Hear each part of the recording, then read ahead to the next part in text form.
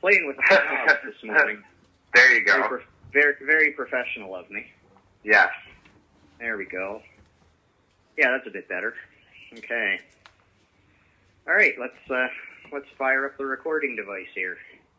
In 3, 2, 1. My name's Donnie Ansel. I'm here with David Burton, who's the co-founder of the Headlands Cultivation Company, and his master grower, Harman Boer. Am I pronouncing that right, Harman? Yes, you are. Perfect. How are you guys doing today? Very well, thank you, and thank you for having us on with you today, Donnie. Oh, no problem at all. Headlands is starting a cultivation and production facility in Lennox Passage in Richmond County, which is just a little south of us here. Why did you choose Lennox Passage? We were looking for a site from the get-go in 2016, and because of my mother's input, my mother being a regulatory expert of over 30 years with plenty of experience in Cape Breton, including the long project that was the Sydney Tar Ponds remediation undertaking in the 90s, along with permitting of various other major oil and gas facilities like the LNG, permitting around the LNG Bear Head facility. So working with the community that supported the project was always really important to us. And we took the novel approach as a proponent to go on a bit of a municipal roadshow. And with the help of the Cape Breton Partnership in particular, we ended up in Richmond County. Various locations were discussed in Cape Breton. We strongly considered Point Tupper for a time, but ultimately settled on the Richmond Light Industrial Park off of Route 320 heading into Leona Dam there. Okay. And now, of course, the municipality has given you some support as well towards developing this project. Has the road opened yet?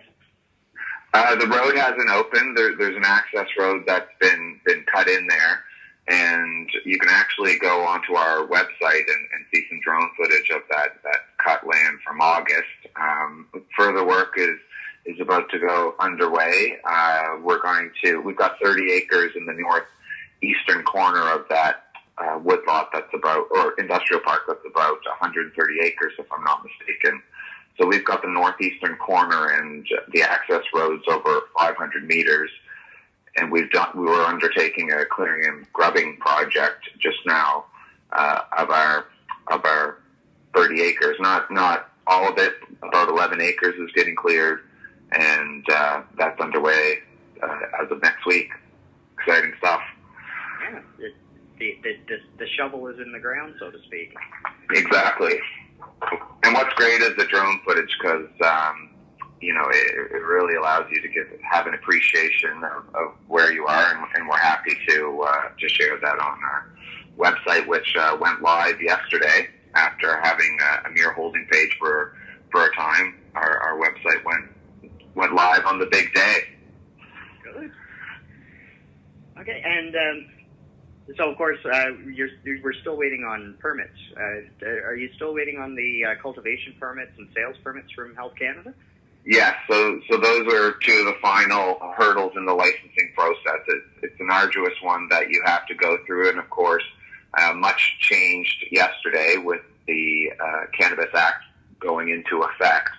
But the substance of the rules from the ACMPR, which was the Access to Cannabis for Medical Purposes regulation, which governed licensing around medical production, the procedures and legislative framework that were developed and within the ACMPR have essentially been brought over into the Cannabis Act landscape. There are new licensing categories, but we continue to pursue a license for production and processing for our facility in Lennox Passage there. We're through security, which was an eight-month wait, and by way of Freedom of Information Act requests, we believe we're the 6th company in Nova Scotia to have gotten that far. So that was a big milestone for us in August. Okay. Now, now the facility that you're going to be building. Now I understand you're going to be building it fairly modular, but your greenhouse design is somewhat interesting. I understand. Donnie, we're not actually doing a greenhouse. We initially had a greenhouse design, and when we started out on the project in 2016, being a regional low-cost producer made sense. Our greenhouse engineers would actually go on to be purchased by Aurora Cannabis in November of 2017. So we have, and we were one of just 15 cannabis clients in Canada for Larson's at the time. So on the shelves at the Headland, we have the drawings for a 100,000 square foot Larson design greenhouse, but we're going indoors.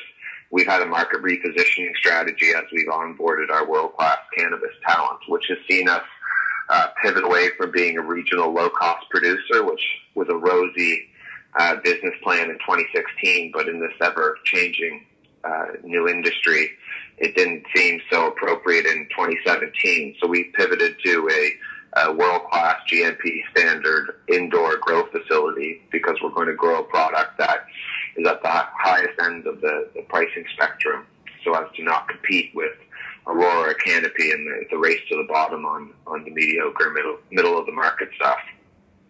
Okay, now that was actually going to be my next question, because you are positioning Headland's brand cannabis as sort of the premium product. Yeah, and when my mom and I set out on this path, we naively thought our legal backgrounds would position the company to succeed, and it certainly helps with licensing, but without the world-class cannabis talent that we have, and we've got one of them on the line with us, Donnie, you can't execute that value proposition to your end consumers and investors that is quad A or connoisseur quality cannabis. Okay, and I'm glad you brought up Harman, because now I want to ask Harman about some of the challenges of growing weed in Cape Breton. But first of all, I think my listeners would really you're a master grower, right? Correct. Okay. Yep. And how do you become a master grower, just for the sake of my listeners? I would almost put the analogy to like in any trade that you can confidently say that you have done your 10,000 hours. You can start to attain that. I've done vastly more than 10,000 hours. I've been part of the medical marijuana community since the 90s, and it's seen me practice throughout America and Europe and now in Canada. And very excited to be in Cape Breton, of course. Just to answer your first question right off the top, the challenges have been minimized now that we've moved away from the greenhouse model and into an indoor model where we 100% control the environmental conditions inside without any influence from the outside, where with the greenhouse, you're constantly playing with external factors. So that answers pretty much all your questions in one there. Hey, Donnie, if I may jump in there, while Harman has a lifetime of experience in the cannabis industry, which is truly how he's positioned himself as a master grower. There are plenty of academic programs available for anyone who's looking to get into this new industry.